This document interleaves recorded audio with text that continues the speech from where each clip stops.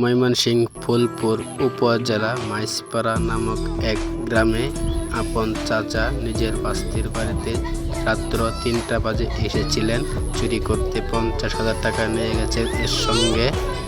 তারপর মা বাবাকে ফোন দিয়ে জানানো যাচ্ছে যে ছেলেকে কি করব, তা কোনো উপায় না পেয়ে ছেলেটিকে মারধর করলেন। বিস্তারিত দেখুন।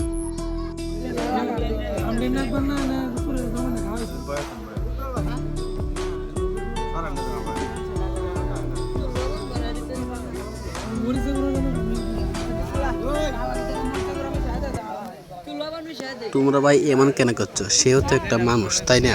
সেও তো একটা মানুষ।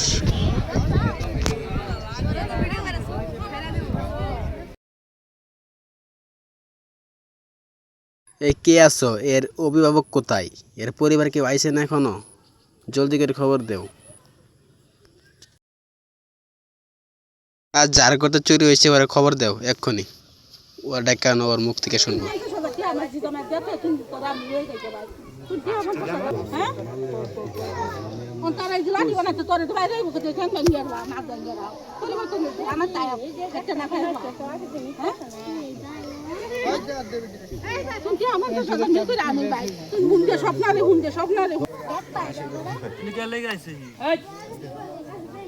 কে লেগে আছে দেখ কখন মারডা বারো